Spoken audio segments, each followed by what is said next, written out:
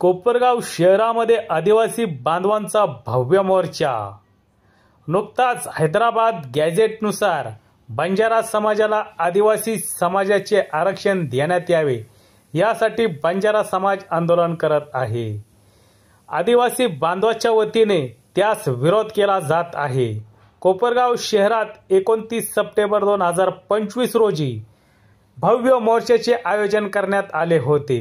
बंजारा समाजाचा व इतर कुठल्याही समाजाचा एसटी आरक्षणात समावेश करू नये या प्रमुख मागण्यासह तालुक्यातील अनेक मागण्यांसाठी कोपरगाव शहरात भव्य मोर्चाचे आयोजन करण्यात आले होते। यावेळी पोलीस प्रशासन आणि आदिवासी बांधवांमध्ये शाब्दिक चकमक देखील झाली होती।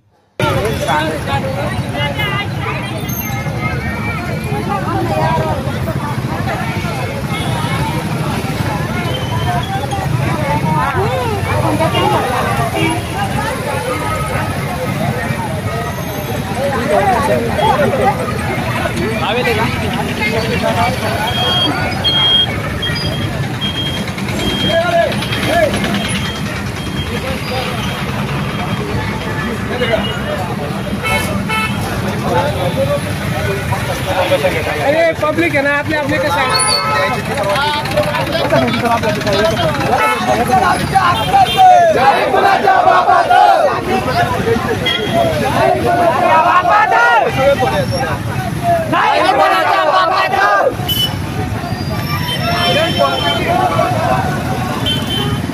गेला का स्टेजवर घेऊ आपण।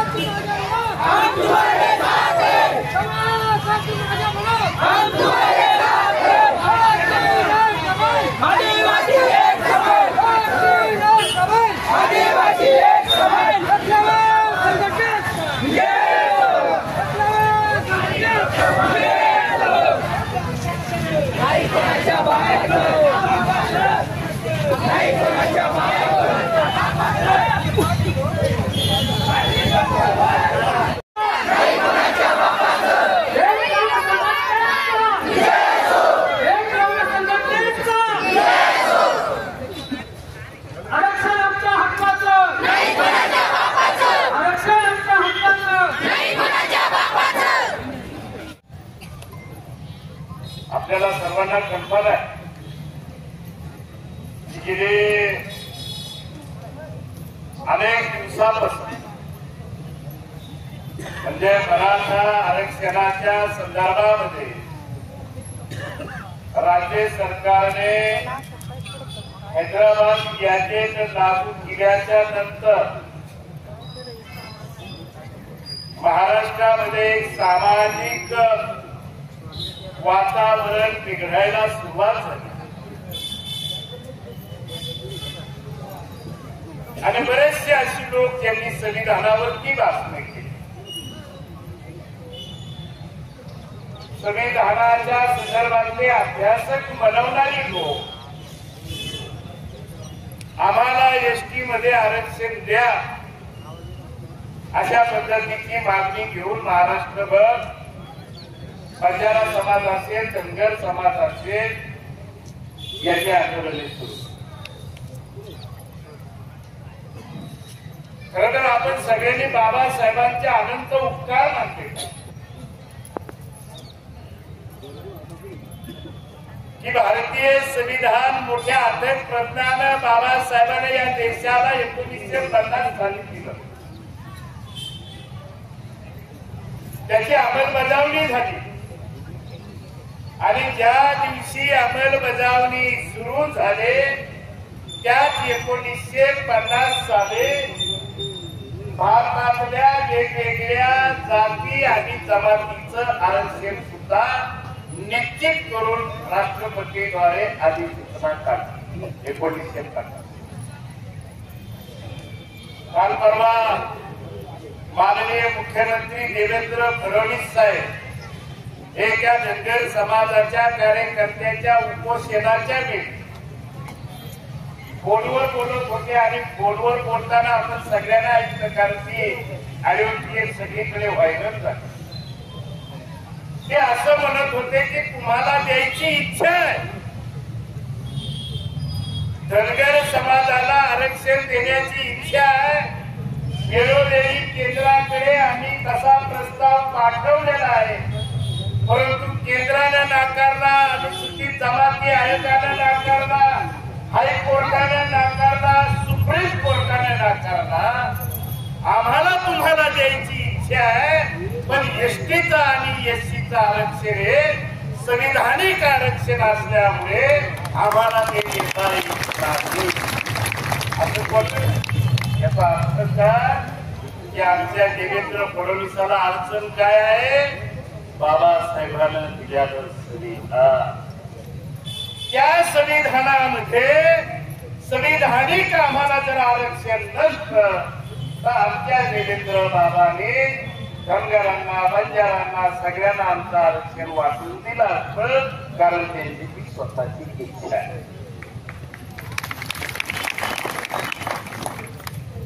आणि म्हणून भारतीय संविधानाचा विजय असला पाहिजे आणि म्हणून डॉक्टर बाबासाहेब आंबेडकरांच्या आमच्यावरती आनंद होता. आरक्षण हे काही गरिबी निर्मूलनाचा कार्यक्रम नाही. कोणी उठायचं पुढे आलं की सांगायचं आता मला एसटी मध्ये करमत नाही, आता मी एसटी मध्ये, मला एसटी मध्ये लय बोर झालं, मला थोडे दिवस बोर नाही. कसली होटलीच लोक आहे. बंजारा समाजाचे पुढारी, धनगर समाजाचे पुढारी त्या समाजाची फसवणूक करतात आणि आमचं दुर्दैव आहे की आम्हाला कुणाचं भीक नको, पण 10 वर्षे आमचं आरक्षणाचं संरक्षण व्हावं याच्यासाठी आम्ही आंदोलन, याच्यासाठी आज तहसीलमध्ये दुसरं काही मागायला आलो का नाही. राशन कार्ड द्या, कुपन द्या, आमचे वन हक्काचे दावे दाखल करा, इथं चालूच आहे. ते बसलेलंच आहे तिथे. तहसीलदार एकदम निवांत खुर्चीवर बसला, बाहेर तुम्ही गेले काय, सगळे काय, अरे काय अधिकारी आहे.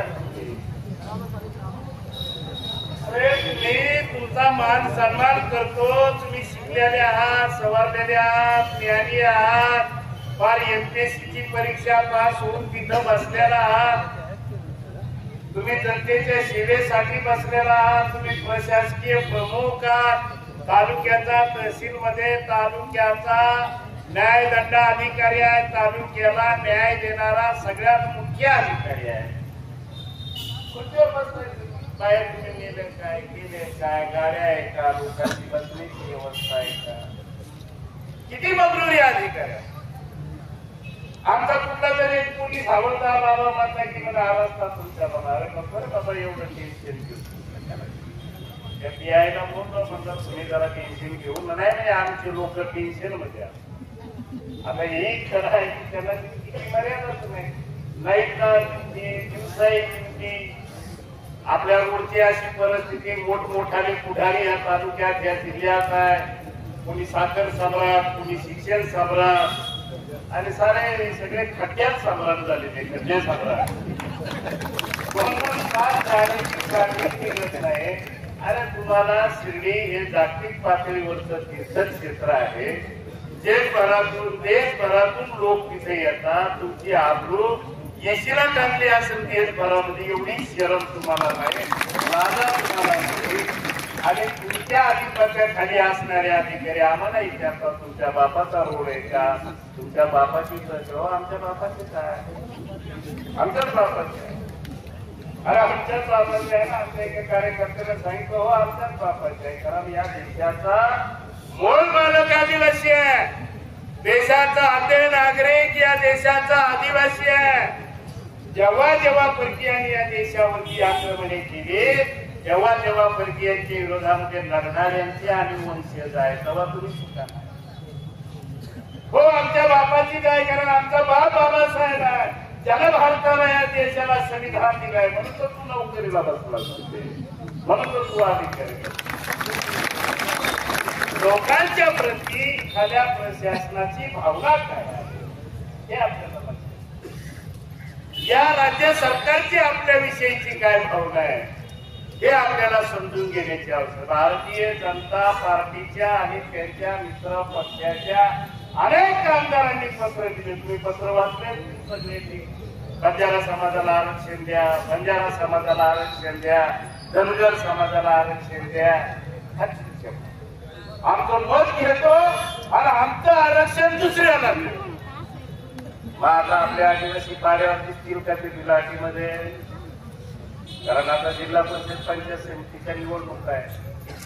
आता गावातल्या त्यांच्या त्या प्रकल्पांच्याने मी म्हणणाऱ्या दानगिरी तुम्हाला रामराम श्यामश्याम घालायला सुरुवात केली असते गोड बोलायला सुरुवात केली असते.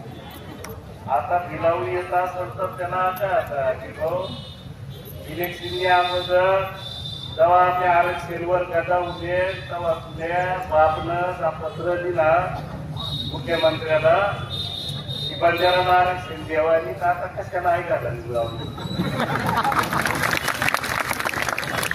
आपण कशाला झट मारायला असंविधानिक पद्धतीनं पत्र देणं हा सुद्धा गुन्हा आहे. माझा तर थेट आरोप आहे की या सत्ताधारी आमदारांनी राज्य सरकारला ज्यांनी पत्र दिले ते पत्र दिले म्हणजे सामाजिक दरी निर्माण केली. दोन समाजामध्ये संघर्ष निर्माण केला आणि मग दोन समाजामध्ये संघर्ष ज्यावेळेस निर्माण होतो त्यावेळेस पोलीस त्याच्यावर काहीतरी गुन्हे दाखल करत असतात ना. जुने आमच्यावर एक सेक्शन होतं 153 नावाचं काहीतरी. आता नवीन आता ते बदललं ना मोदी रामानं ते सगळे कलम वगैरे आता काहीतरी 173 झाले.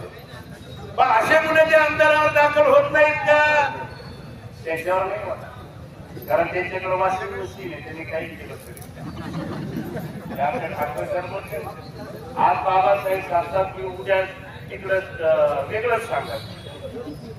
म्हणजे महाराष्ट्राचं राजकारण आहे असं कधीच बघितलं नाही की मी म्हणणारे लोक तत्वनिष्ठ लोक पुरोगामी विचाराचे लोक शाहू फुले आंबेडकरी तत्वज्ञान लोकांना सांगणारी लोक कुठल्या पार्टीत जाऊन बसले त्या लगेच विचार बसतात इतके हवाचे लोक आणि ते आम्हाला शिकवणार आणि ते आमचं आरक्षण हिरावून घेणार जोपर्यंत भारतीय संविधान या देशामध्ये आहे. ही गोष्ट वेगळी आहे की त्या भारतीय संविधानापुढे आव्हानं उभा करण्याचं काम हे भारतीय जनता पार्टी आणि असे आरएससीचे सगळे लोक करतात. त्यांच्या पुढे आपल्याला उभा राहण्याचं काम करावं लागणार. भारतीय संविधानाला धक्का न लागू देता या लोकांच्या खातरावरती बसून शाहू फुले आंबेडकरांच्या स्वप्नातली समाज व्यवस्था म्हणजे समता स्वातंत्र्य बंधुत्व न्याय या तत्वावर आधारित जे भारतीय संविधान आपल्याला प्रदान केलं याची जबाबदारी आपल्याला सगळ्यांना करावं लागणार. बाकी हवालदाराचं हे शिवदाराचं हे चालू राहतं, ते निश्चित घेऊ आपण. त्यांना काय ते काय फार मोठे अधिकारी नाही आहेत म्हणून त्यांचं फार म्हणावं.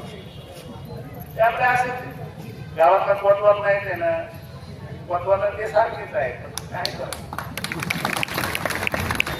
आम्ही अनेक निवेदन करतो, कोतवालाकडे दिले, तहसीलदारला द्यायचंच नाही म्हटलं, कलेक्टरला तुला आमच्या प्रश्नाची माहितीच नाही, तुझी मानसिकताच नाही, तर बिचारा तू गरिबीच्या घरातून आलेला असतो, त्याच्यावर दिलं तरी तो तरी गाभिल्याने विचार करणं शासनाकडे पाठवत.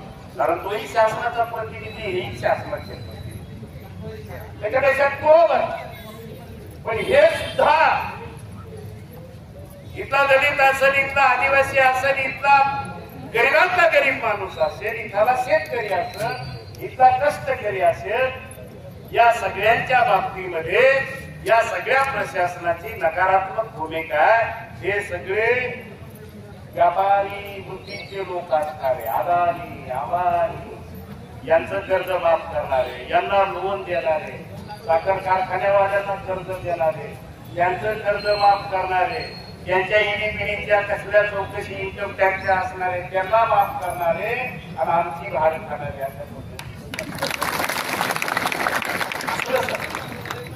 आणि म्हणून माझी आपल्याला नम्र विनंती की आरक्षण हा आमच्या जिव्हाळ्याचा विषय, आरक्षण हा आमच्या भावी पिढीला मिळणाऱ्या फायद्याचा विषय. आणि म्हणून या केंद्र सरकारचं काही सांगता येत नाही, कारण त्याची एक प्रक्रिया आहे. राज्य सरकारनं तो प्रस्ताव केंद्राकडे सादर करावा लागतो. देवेंद्र फडणवीसांनी या अगोदर धनगर समाजाला आरक्षण मिळावं म्हणून प्रस्ताव दिलेला होता, तो नाकारला. तो कोर्टाने नाकारला, हायकोर्टाने नाकारला. तरी धनगर समाज मोर्चात बसतो. हायकोर्टानं नाकारलं, सुप्रीम कोर्टानं नाकारलं, केंद्र सरकारनं नाकारलं, राज्य सरकारनं नाकारलं, अनुसूचित जमाती आयोगानं नाकारलं, TRPIनं नाकारलं, तरी त्यांचं चालू आहे आम्हाला एसटीचे सरकार. आता काय डोळ्यानंतर जातो का ते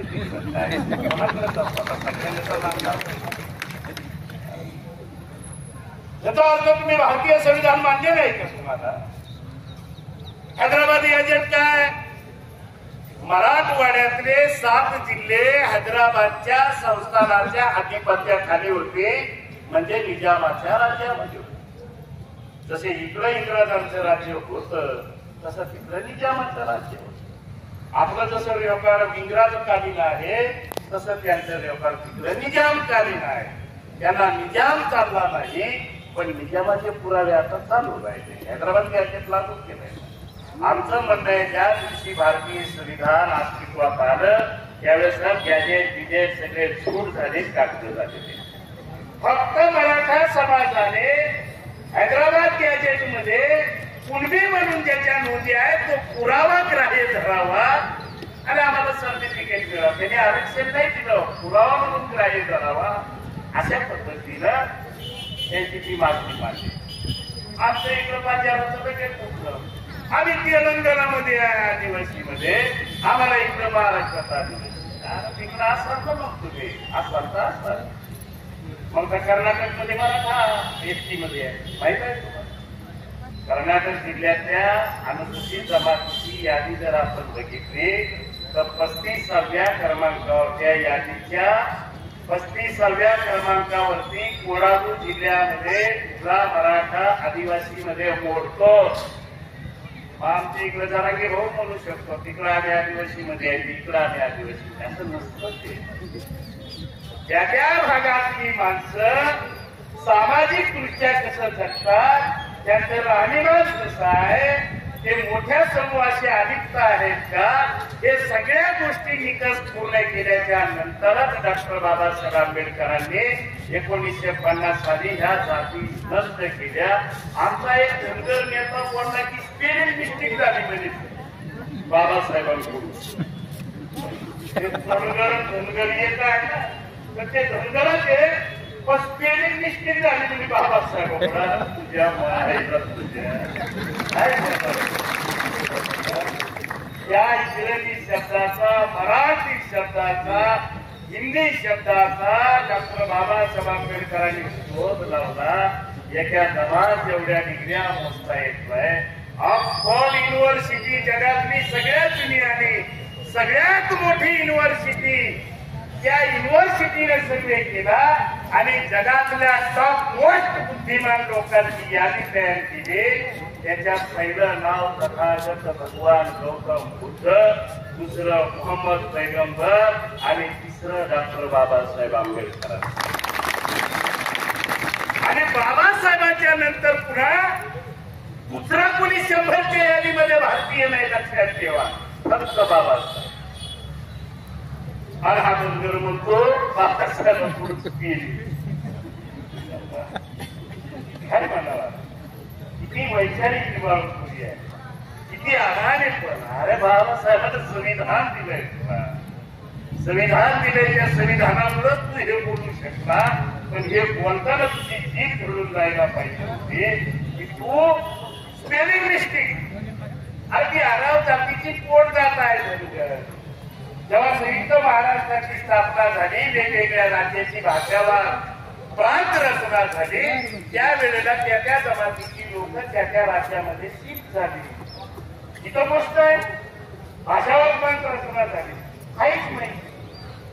एक समाज दुसऱ्या समाजाची विरोधात, दुसरा समाज तिसऱ्या समाजाची, सर्वात लांब धनगर समाजाची लोक जाण्याला जमत. अरे नाकारलं ना तुम्हाला, सुप्रीम कोर्टाने नाकारलं, सगळ्यांनी नाकारलं. आता काही इंटरनॅशनल कोर्टात जाते की काय माहित नाही मला, सगळ्यांनी नाकारलं. पण एखाद्या भारतीय जनता पार्टीची नीती आहे थोडा आणि राज्य करा.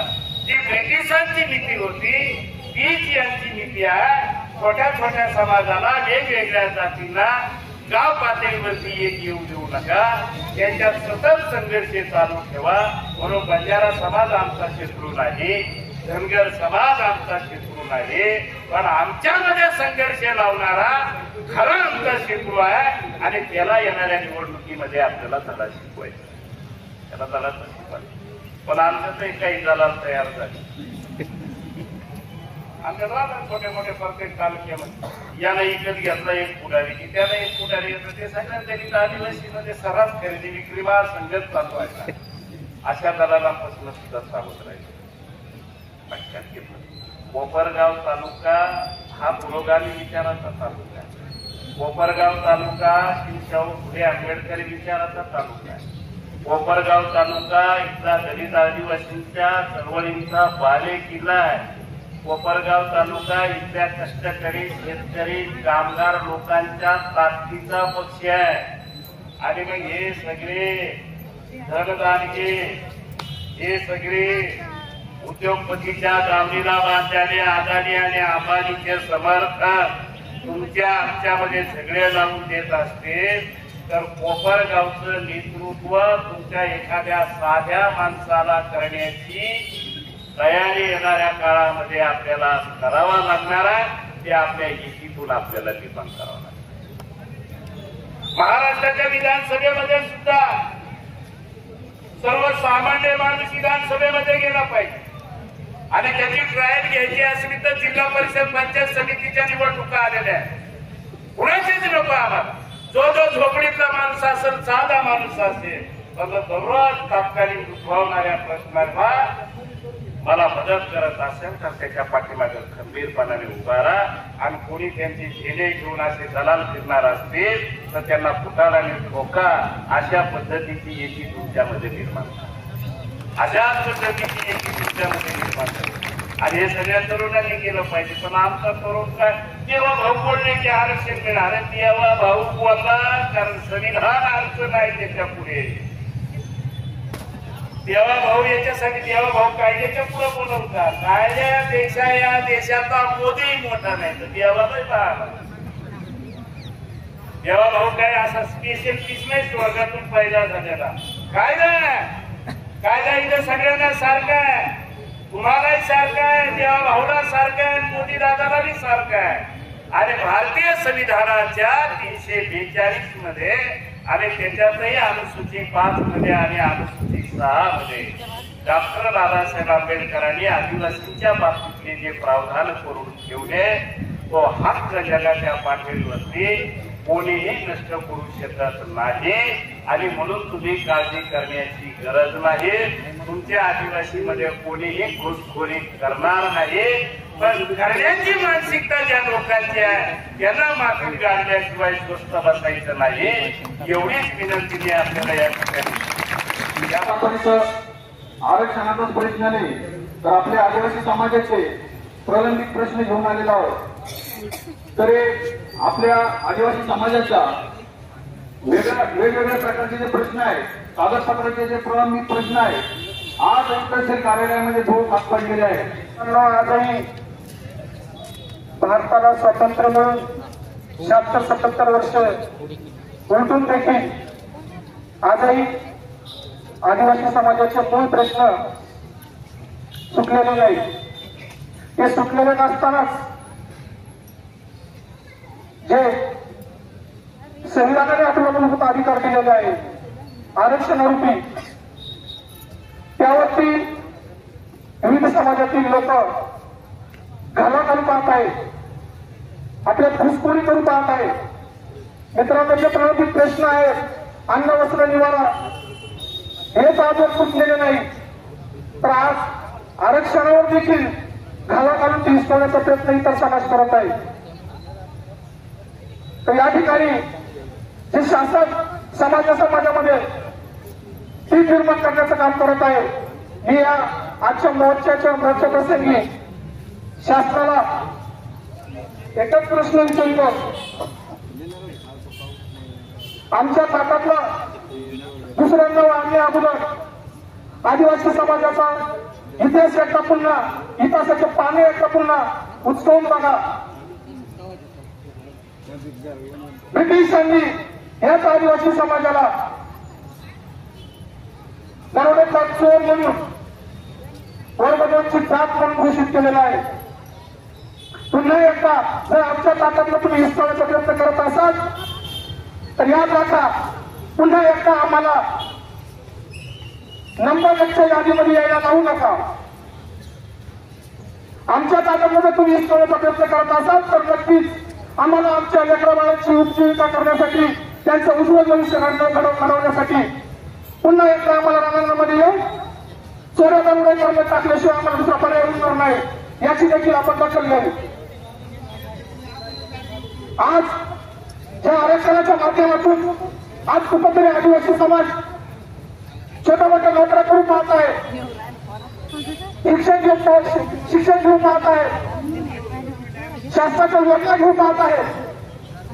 आणि त्यावर जर तुम्ही गणा आणण्याचा प्रयत्न करत असाल, तेही आरक्षणातून जर हिरावून घेण्याचा प्रयत्न करत असाल तर येणाऱ्या काळामध्ये प्रशासनाला आवाहन करतो, इशारा इच्छुक आमच्या मोर्चाच्या माध्यमातून भारतामध्ये या महाराष्ट्रामध्ये जर अशा प्रकारची आमची जर अहेलना करत असाल, हेटाळणी करत असाल तर याद राखा, महाराष्ट्राचा नेता झाल्याशिवाय राहणार नाही. हे नक्कीच आपण गांभीर्याने लक्ष द्यावं. आज काय मागतो आम्ही तुमच्याकडे?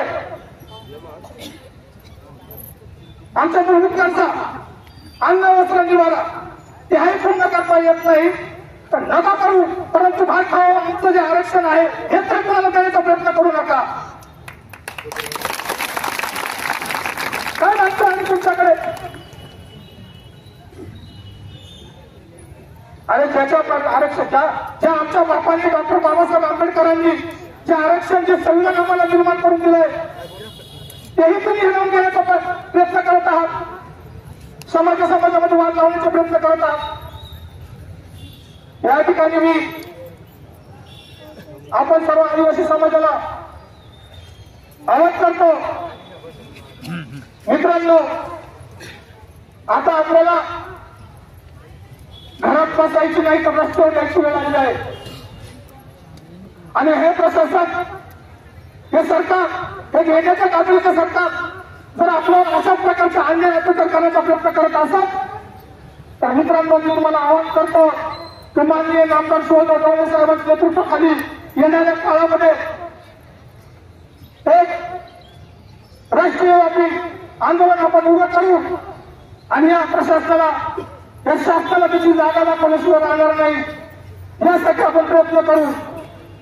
आणि एवढंच काही जर ऐकत नसेल हे शासन, तर मग मात्र महाराष्ट्राचा नेपाळ केल्याशिवाय आपण हे गप्प बसायचं नाही. एवढंच बोलतो आणि या ठिकाणी आपल्याला सांगतो, ऊट आदिवासी जागा होता, ऊट आदिवासी जागा होता, संघर्षाचा धागा होता, संघर्षाचा धागा होता. हे एकलव्य संघटना व तमाम सर्व आदिवासी बांधवांच्या वतीने या ठिकाणी स्वागत करतो.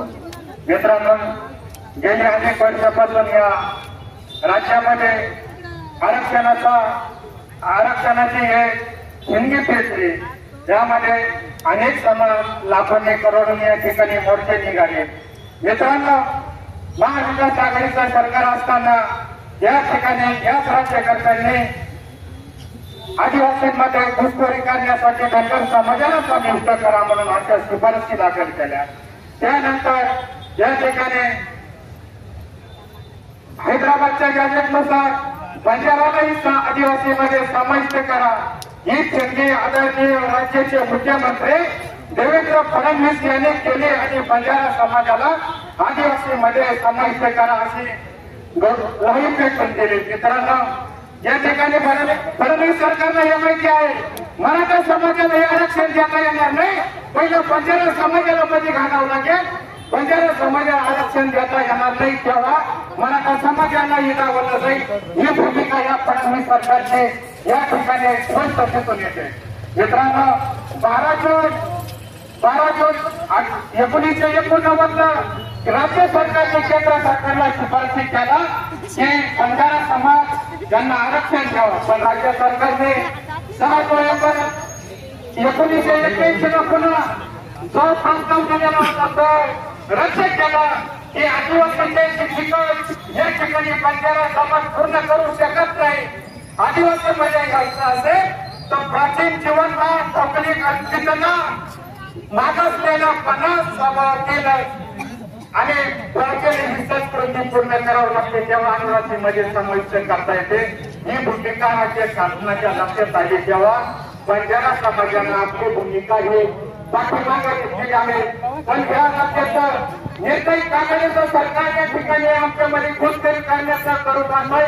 हे आम्ही आमच्या रक्तातून शेवटला थेट काढेपर्यंत आम्ही हे कदापि होऊ देणार नाही. आरक्षण आमच्या हक्काचं, आरक्षण आमच्या हक्काचं. सर्वप्रथम शिवशाहू फुले आंबेडकर, गुरु या सर्व महामानवांना विनम्रता अभिवादन करतो. आजच्या या मोर्चाला संबोधित करणारे एकलव्य संघटनेचे संस्थापक अध्यक्ष सन्माननीय शिवाजीराजे भोळे साहेब, तसेच आयोजक उत्तमरावजी पवार व त्यांचे सर्व सहकारी, आज तुमचा आमच्यावर हा मोर्चा काढण्याची वेळ हे फक्त आणि फक्त या राज्य सरकारामुळे आलेली आहे. आणि हे राज्य सरकार आहे, हे मनुवादी विचारसरणीचं सरकार आहे. या फडणवीस सरकारने प्रत्येक जातीमध्ये भांडण लावण्याचं काम केलेलं आहे. आज बंजारा समाज इतके दिवस तो आरक्षणामध्ये होता, परंतु आज त्याला आदिवासी बांधवांचं आरक्षण पाहिजे. हे नेमकं काय चाललं महाराष्ट्रामध्ये? प्रत्येक समाजाला त्याचं स्वतःचं ताट सोडून दुसऱ्याच्या ताटामध्ये जास्त दिसतंय. हे कोणाचं प्रतीक आहे? हे कशामुळे होत आहे? याचा आपण सर्व आदिवासी दलित बांधवांनी ओबीसींनी विचार केला पाहिजे. कारण जाती धर्मामध्ये भांडण लावून अराजकता माजवायची. जे दलितांचे आदिवासींचे प्रश्न असतील, आमचे प्रश्न फार मोठे नाही. आमचे प्रश्न फक्त आम्हाला कुपान मिळावं, आमचे प्रश्न फक्त आम्हाला घरकुल मिळावं, आमच्या वार्डामध्ये सुख सुविधा मिळाल्या, एवढेच प्रश्न. परंतु त्या प्रश्नाकडे सुद्धा दुर्लक्ष करायचं आणि जाती जातीमध्ये भांडण लावून या महाराष्ट्रामध्ये अराजकता माजवण्याचं काम हे फडणवीस सरकार करत आहे. आज मराठा ओबीसी समाजामध्ये वाचवला, आज बंजारा आदिवासी समाजामध्ये वाचवला आणि त्याच नाही भागलं त्यांचं. आता दलित समाजामध्ये वर्गीकरणाचा घास या फडणवीस सरकारने घातलेला आहे. म्हणजे आज आंबेडकरीवादी सुद्धा रस्त्यावर उतरणार, मग आंबेडकरवादी रस्त्यावर उतरणार, आदिवासी रस्त्यावर उतरणार, ओबीसी रस्त्यावर उतरणार, मग राहतं कोण? म्हणून आमची या फडणवीस सरकारला एक विनंती आहे की आमचा अंत पाहू नका. जर आम्ही इथले मूळ निवासी आहोत, ज्या डॉक्टर बाबासाहेब आंबेडकरांनी तुम्हाला मला संविधानाच्या माध्यमातून लोकशाही दिली आणि आम्ही त्या लोकशाहीचा आदर करणारे लोक आहोत, म्हणून आम्ही शांत आहोत. आम्ही किती दिवस शांत राहायचं? या शांतीचा जर अंत झाला तर महाराष्ट्रामध्ये अराजकता माजल्याशिवाय राहणार नाही आणि या फडणवीस सरकारची पळता होईल. म्हणून आमची मागणी एकच आहे. आम्ही बुद्धिशयन वर्षीय सामाजिक संस्थेच्या वतीनं या आदिवासी समाजाला जाहीर पाठिंबा देतो की तुम्ही बंजारा समाजाला या एसटीच्या आरक्षणामध्ये कुठंही घुसवू नका आणि घुसवण्याचं कारण नाही. ज्याचं आरक्षण असेल त्यांना तुम्ही द्या, त्यांना तिथं राहू द्या, परंतु समाजामध्ये तेढ निर्माण करून या महाराष्ट्राचा नेपाळ करू नका. आणि म्हणून ढवळे साहेबांच्या साक्षीनं सांगतो, आज आम्ही हा मोर्चा काढलेला आहे की हे फडणवीस सरकार हे मोर्चा बघून तरी जागा होईल.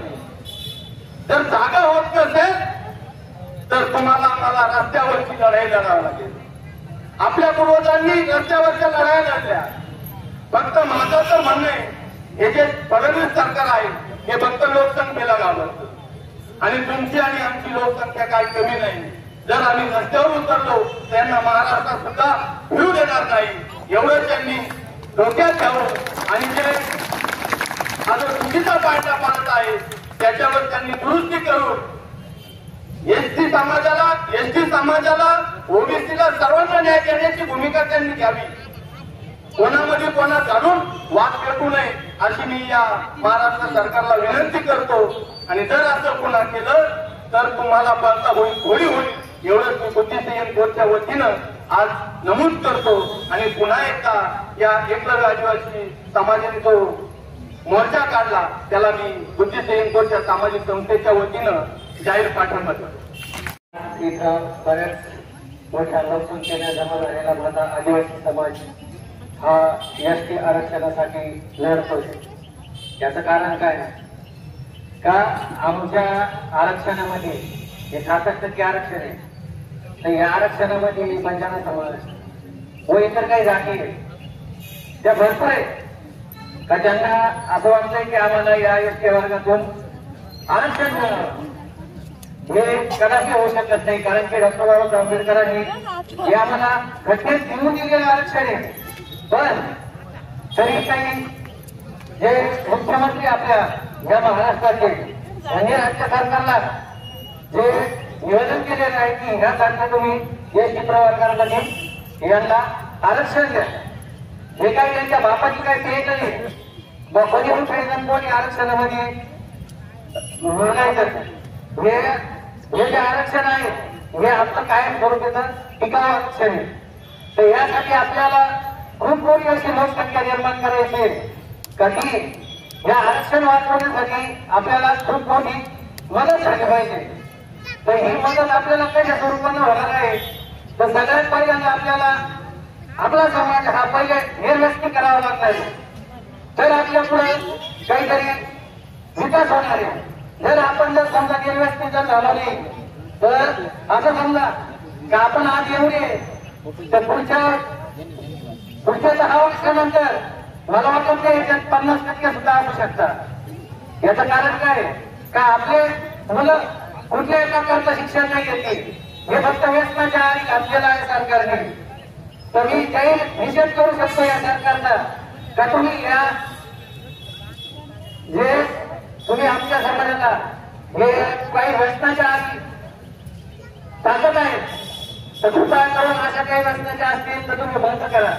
आणि आमच्या एसटी आरक्षणाला जर कोणी जर हात जर लावला तर शपथ घेऊ शकतो. आज एवढ्यांना सुद्धा आहे ना आम्ही हे खूप झाले तर आम्ही इथले काही रस्ते रूट काही हेलिकॉप्टर रूट या गोष्टी जर आम्ही जर बंद जर नाही पाहिल्या तर आमच्या रक्तात सुद्धा आहे ना आदिवासींचा रक्त नाही असं आम्ही समजून चाललो. शासनाचा जाहीर निषेध करण्यासाठी आलो आहे का 75 वर्षानंतर मी आदिवासींना स्वातंत्र्य मिळालेलं नाही. आज आपण लागतो आम्हाला राहायची जागा द्या, आम्हाला घरकुल द्या, आम्हाला जातीचे दाखले द्या आणि आज या तहसील पुढे बसण्याची सुद्धा जागा आम्हाला द्या असं आपल्याला मागावं लागतं. हे लोकशाही नंतर भारताचं स्वातंत्र्य म्हणून 77 वर्षानंतर ही आदिवासींना मिळत नाही. मित्रांनो श्रीगोंदा सारख्या ठिकाणी एक आदिवासी महिला वाढते आणि तिला पुरण्यासाठी सुद्धा जागा मिळत नाही. याच्यापेक्षा हे स्वतंत्र होऊ राज्यस्वत लोकशाही या भारताची आहे, या महाराष्ट्राची आहे. मित्रांनो शासन करते किंवा जीवन जगताना बी एवढा अन्याय करतं आणि मेल्यानंतर बी एवढा अन्याय होत असेल आदिवासीवर आणि म्हणून या जातीनं आरक्षण मागायचं, त्या जातीनं आरक्षण मागायचं तो उठवतो तो आदिवासी म्हणते मला आरक्षण पाहिजे असं म्हणतो. मित्रांनो अरे आरक्षण मागायचं असेल तर अगोदर आदिवासी मध्ये पैदा व्हावं लागतं, आदिवासी मध्ये जन्म घ्यावा लागतो, तो खरा आदिवासी कोणी उठायचं कोणत्या जातीच्या समाजाला उठायचं मला आदिवासी मध्ये घ्या असं म्हणायचं. प्रत्येकाला एक पद्धत झाली फुकट मिळायचं.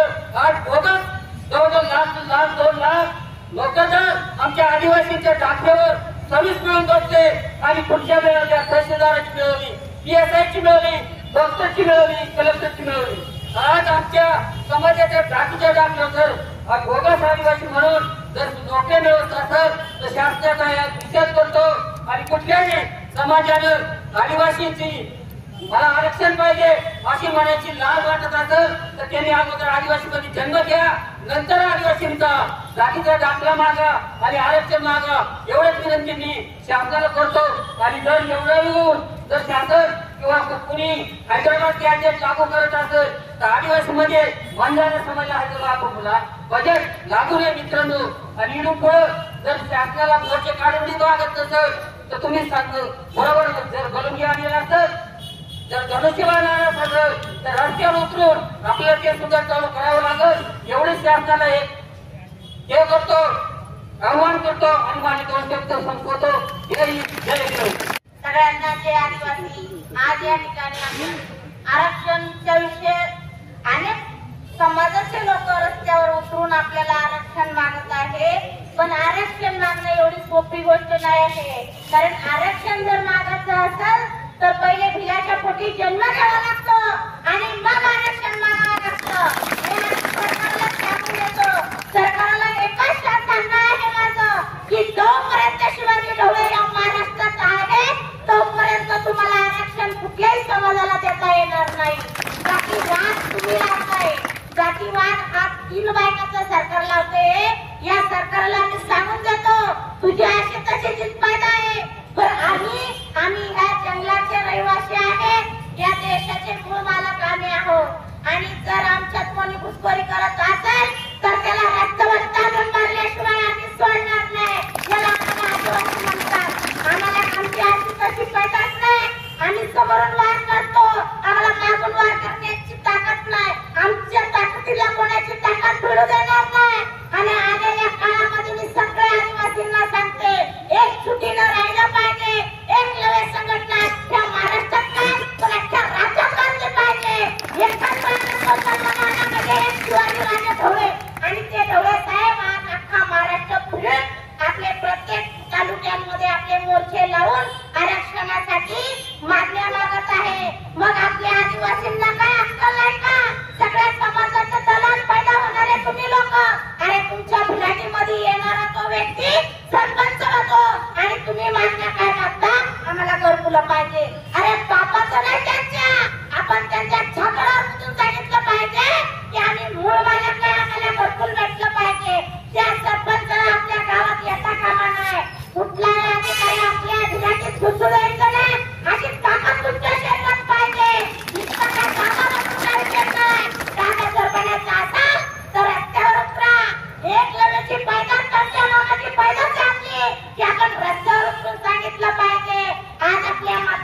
पैसे अडचणी आहे, प्रत्येक ठिकाणी आपल्याला त्यांना भीक मागावी लागते. हे कुत्रे आहेत, यांना आपण भीक मागायला लागतो. आपण मागितलं नाही पाहिजे. तरी मी सगळ्यांना सांगत सुटले आहे की सगळ्यांनी एकत्रित आलं पाहिजे आणि आपला संघर्ष आपण स्वतःने लढला पाहिजे. आदिवासी असा आयडिया करायला नाही.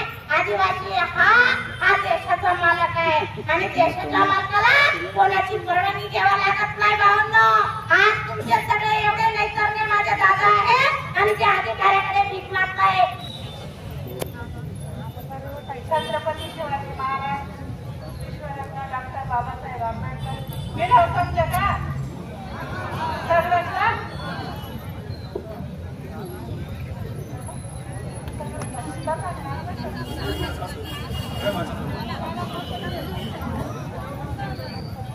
आपण सगळं आणि जे जमेल सगळं बिलांना सांगणार म्हणा की आपण काय आणि गोट्या गवड्या खेळायला बसेल ना. आपण सरकारला सांगी द्यावा ना सर की आपण समजवा ना सर. येणारी जी पिढी येणारा जो काळ त्याला आपण देखाडी देवा नाही. सरकारला जागा देखाडी देवा नसतं की आपण काय करू शकत. आता निवडणूक दिली नाही, जिल्हा परिषद दिले ना, पंचायत समिती दिली आणि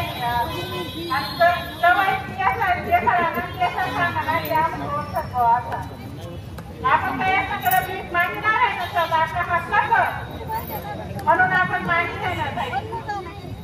पण येणारा काळ काय सांगता येईल, जे राजकीय नेते सर पुढारी सर याचा काय वाटेल ना.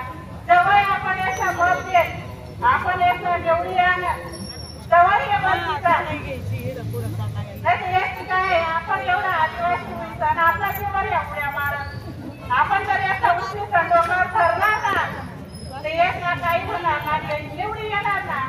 आणि आपल्या बिलाचा माहिती सर की कोणी मोठीकडे ठरावी आणि कोणी मोठीकडे मोडावी. आता येणाऱ्या काळ याचा देखाडी देणार हे नेता मोठमोठे पुढारी सर काय सांगताय. पुन्हा येणार आमदार खासदार आपली समाजणार आहोत. आपल्या समाजाला पुन्हा कसं तिथं व्हायला पाहिजे. भारतीय राज्यघटनेचे शिल्पकार महामानव डॉक्टर बाबासाहेब आंबेडकर आजच्या मोर्चाचं नेतृत्व एकलव्य संघटनेचे संस्थापक अध्यक्ष माननीय शिवाजीराजे ढवळे साहेब, त्याचबरोबर कार्यक्रमाला उपस्थित एकलव्य संघटनेचे आणि इतर सर्व संघटनांचे पदाधिकारी, माझे सहकारी, सर्वांचं मी आजच्या उपस्थितीबद्दल आभार मानतो. आणि ज्या मागणीसाठी आपण आजचा 29 सप्टेंबरचा मोर्चाचं आयोजन केलं होतं ते 3 आठवड्यापूर्वी केलेलं होतं. आणि आपण सगळेच बंजारा समाज असेल किंवा आदिवासी समाज असेल, महाराष्ट्रामध्ये मोठ्या प्रमाणामध्ये आपण मोर्चे काढले. आपण सगळे एका राजकीय खेळीचा बळी आहोत. त्याचं कारण असं आहे की ज्यावेळी हैदराबाद गॅझेटचा विषय आला, दुसऱ्या दिवशी बंजारा समाज रस्त्यावर आला, मागणी करू लागला की बंजारा समाजाला आरक्षण आमचं एसटी मध्ये मिळालं पाहिजे, कारण हैदराबाद गॅझेट मध्ये आमचं अमुक पुरावे आहेत. त्यावेळी या सरकारमधील अनेक मंत्री, त्यांचे सहकारी पक्ष असतील, सहकारमधले महत्वाचे मंत्री असतील, उत्तर महाराष्ट्रातले फडणवीस साहेबांच्या जवळचे एकदम अत्यंत जीवाभावाचे मंत्री आहेत महाजन साहेब, ते देखील त्यांच्या मोर्चामध्ये सामील झाले. आणि एक असा प्रयत्न केला गेला की इथं जातीमध्ये भांडण लागावे, लोक रस्त्यावर यावेत आणि जिल्हा परिषद पंचायत समितीला आपल्याला काहीतरी फायदा करून घेता यावा. परंतु तो सगळा डाव त्यांच्यावरच उलटला आणि काल परवा फडणवीस साहेबांनी जाहीर करून टाकलं की बाबांनो एससी एसटीचं जे आरक्षण आहे ते संविधानिक आहे आणि ते इतर कोणाला देता येत नाही. हैदराबाद गॅझेटचा त्याच्यावरती काही परिणाम होत नाही, केंद्राकडे. तुम्ही एवढे विद्वान आहात, तुम्ही ज्या मंत्रिमंडळाचे नेते आहात त्या मंत्रिमंडळातले सगळे मंत्री, आमदार, खासदारच्या अंडर काम करतात. पहिल्या दिवशी तुम्हाला जाहीर करता येत नव्हतं का? आम्हाला आमचे लेकरं बाळं मुलं सगळं सोडून या ठिकाणी यावं लागलं. इथला धनगर समाज जो आहे तो आमच्या विरोधात बोलतोय, बंजारा समाज विरोधात गेलाय आणि गेल्या 5 वर्षापासून होतोय. निवडणुका जवळ आल्या की यांनी जाती भांडणं लावायची, तुकडे करायचे आणि इथला समाज जो आहे त्या समाजामध्ये भांडणं लावून राजकीय गोळी वाजायची. तीच परिस्थिती मणिपूरमध्ये आहे, तीच परिस्थिती त्यांनी लडाखमध्ये निर्माण करून ठेवली. आणि कशा पद्धतीने इथले सर्वसामान्य समाज डिस्टर्ब होईल आणि आपण आपली पोळी भाजू या प्रयत्नामध्ये सातत्याने आपल्याला राजकारणी असताना दिसतात. आताच आपल्या कार्यकर्त्यांनी सांगितलं की हा जो आपल्याला त्रास झालेला आहे आरक्षणाचा आम्हाला अगोदरच माहित होतं, कारण धनगर समाजाच्या बाबतीमध्ये, बंजारा समाजाच्या बाबतीमध्ये अनेक या ठिकाणी आयोग नेमले गेले, केंद्र सरकारने शिफारसी केल्या आणि केंद्र सरकारने त्या ठिकाणी स्पष्ट केलं की आदिवासी किंवा अनुसूचित जमातीमध्ये समाविष्ट करण्यासाठी ज्या काही लक्षणांची गरज आहे किंवा ज्या काही त्या जमातीमध्ये पात्रता असावी लागते ती यांची नाहीये. हे सगळं इतिहास जमा झालेला आहे. तरी देखील त्या नावाने आपल्याला अस्थिर ठेवलं जातं, आपल्याला दबावात ठेवलं जातं, आपल्याला भीती दाखवली जाते आणि आपल्याला रस्त्यावर उतरायला भाग पाडलं जातं. हे एक खूप मोठं आपल्या देशामध्ये षड्यंत्र चाललेलं आहे. आणि आरक्षण आरक्षण म्हणून आपण जे आज फिरतोय ना, आपलं आरक्षण 5-10 वर्षापूर्वी या सत्ताधाऱ्यांनी नष्ट केलेले आहे. ज्यावेळी आपल्या सरकारी शाळा बंद पडायला लागल्या, ज्यावेळी शिक्षणाचं खाजगीकरण झालं, ज्यावेळी तुमच्या नोकऱ्यांचं खाजगीकरण झालं, ज्या ठिकाणी नोकऱ्यांचं खाजगीकरण झालेलं त्या ठिकाणी नोकरी आहे का? आणि ज्या ठिकाणी तुम्हाला क्वालिटीची नोकरी मिळण्यासाठी किंवा पात्रता निर्माण करण्यासाठी लाखो रुपये फी भरावी लागते, ती फी आपण भरू शकतो का? तर त्याच वेळी आपल्याला नोकऱ्यातून शिक्षणातून होणारा जो फायदा आहे तो यांनी आपला नष्ट केलेला आहे आणि आपलं आरक्षण संपुष्टात आणलेलं आहे. तरी येता पुढचा काळ आपल्यासाठी अत्यंत भयानक आहे बांधवांनो. आपली आज गावामध्ये परिस्थिती अशी आहे, काल आमच्या पूर्ण महाराष्ट्रामध्ये, उत्तर महाराष्ट्रामध्ये भयानक स्वरूपाचा पाऊस पडला. आम्ही रात्र कुठं होड्याच्या कडेला आहे, कुठं इरिगेशनच्या पाटाच्या कडेला आहे, तलावाच्या कडेला आहे, आमच्या घरांमध्ये आज पाणी आहे. तरी आज मोठ्या संख्येने आम्हाला इथे यावं लागलं, कारण आम्हाला काळजी पडली की माझ्या पुढच्या पिढीचं काय होईल. तर हे जे सगळं ज्या लोकांनी आमच्यावरती लादले, ज्या सरकारांनी लादले, जे आमचं संविधान नष्ट करून पाहत आहेत, त्यांच्याकडे आपल्याला पाहण्याचं वेगवेगळ्या वेळामध्ये आपल्याला संधी मिळत असतात. आणि त्यामध्ये सगळ्यात मोठी जी संधी असते ती डॉक्टर बाबासाहेब आंबेडकरांनी आपल्याला दिली मतदानाच्या रूपाने. लवकरच जिल्हा परिषद पंचायत समिती येणार आहे, त्यानंतर काही काळाने आमदारकी खासदारकी पण येईल. यावेळी ह्या गोष्टी ध्यानात ठेवा की आमच्या मुलांच्या शाळा ज्यांनी बंद पाडल्या, आमच्या नोकऱ्यांचं खासगीकरण ज्यांनी केलं आणि आमचं आरक्षण याला देऊ का त्याला देऊ अशी परिस्थिती आमच्यावर ज्यांनी निर्माण केली, त्याला निवडून आणायचा का पाडायचा. आणि तुम्हाला सांगतो, तालुक्यातले दादा आप्पा हा लय मोठा नेता आहे, त्याचं लय सरकारमध्ये वजन आहे, काही नाही. हे यांच्या प्रॉपर्टी आणि जहागिरा वाचवण्यासाठी यांनी कधीच नीतिमत्ता सोडली. हे काँग्रेस विचाराचे, शेतकरी कामगार पक्षाचे, आमच्या सेक्युलर विचाराचे होते. 6-8 महिन्यामध्ये डायरेक्ट सगळे त्यांच्या ओळखीला जाऊन बसले. यांना कोणती नीतिमत्ताही नाही आणि यांच्यामध्ये तुमचं नेतृत्व करण्याची पात्रता पण नाही. त्यामुळं कोणत्याही पुढाऱ्यावरती आता आपण स्थानिक राजकीय नेत्यांवरती विसंबून राहण्याची आवश्यकताच नाही आणि त्यांच्याकडून आपले प्रश्न सोडवले जाण्याची तीळ मात्र शंका नाही. आपल्याला जर आपल्या स्वतःला न्याय द्यायचा असेल तर तो आपल्या मताच्या बटनातून द्या. ज्या ज्यावेळी आपल्याला चान्स येईल, ज्या ज्यावेळी हे लोक आपल्या समोर येतील, ज्यांनी त्या ठिकाणी पत्र दिले होते, आमचा बंजारा समाजाला पाठिंबा आहे, त्यांना शोधा, त्यांना आडवा, गावाला विचारा, भाऊ तुझ्या नेत्याने तू कस काय बंजारा समाजाला पाठिंबा दिला होता, तुला मागच्या पंचवार्षिकला आम्ही पाठिंबा दिला नव्हता का, मतदान केलं नव्हतं का, हे त्यांना विचारा. ज्यावेळी यांना हे लक्षात येईल की हा आदिवासी समाज बोलायला लागला, त्यावेळी ते आपल्याला खबर देईल. आता रस्त्यात येता जाता बऱ्याच आपल्या कार्यकर्त्यांनी उल्लेख केला की काय आमचा बाप काढला. काय असतं माहितीये का, तणाव असतो, घरचे भांडणं असतात, ड्युटीचा तणाव असतो, त्यामुळे असे शब्द बोलले जातात. तिथं एका दुसरी गाडी आली असेल, कदाचित होऊ शकतं ना, एवढा मोठा मोर्चा होता आपला, पण त्या नगर मनमाड रस्त्यावरती सकाळी 2 तास, संध्याकाळी 2 तास देशमुख तिथं सगळं कर्फ्यू लागतो, जाम होतो. आमच्या गाड्या 2-2 तास एका ठिकाणी उभ्या राहतात. त्यावेळी आम्ही कोणाचा बाप पाहायचा. त्यावेळी तुमची कर्तव्य पारायचं जातं कुठे, रोज सकाळी 2 तास, संध्याकाळी 2 तास जाम होतो. तुझा पुंतापा फाटा आहे, पूर्ण रस्ता 4 किलोमीटर जाम असतो. त्यावेळी जाता कुठं तुम्ही तुमचे कर्तव्य पारायचं दाखवता ना. तर असं आहे, ज्यावेळी एक आदिवासी समाज रस्त्यावर येतो, आपण पण त्याच समूहातून कुठून तरी आलेलो असतो, त्यांचा आपण सन्मान केला पाहिजे. आपण कोणत्या एखाद्या वर्गीमध्ये आहोत किंवा खुर्चीवर बसलेलो आहोत, तरी आपण देखील मानव आहात, समाजाचा एक घटक आहात, एवढं ध्यानात ठेवा अशी या मोर्चाच्या निमित्ताने विनंती करतो. आणि आदिवासी समाजाच्या तर वाटेला जाऊ नका. तरुणांनी बरीच भावना व्यक्त केल्या, मी त्याच्या काय व्यक्त करणार नाही, पण विनंती करतो. आता मला वाटतं मग अशी मोर्चामध्ये कोणतरी म्हटलं यांना परवानगी कोणी दिली. बाबांना आदिवासी कधीच परवानगी घेत नव्हता. याच्या अगोदर आम्ही परवानग्या घ्यायला घेत नव्हतो, आता आम्ही परवानग्या घ्यायला लागलो.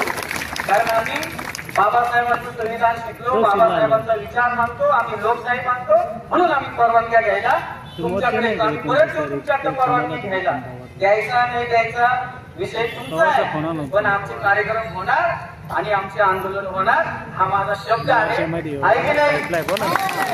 कोकणला चालू आहे की नाही माझ्या बरोबर?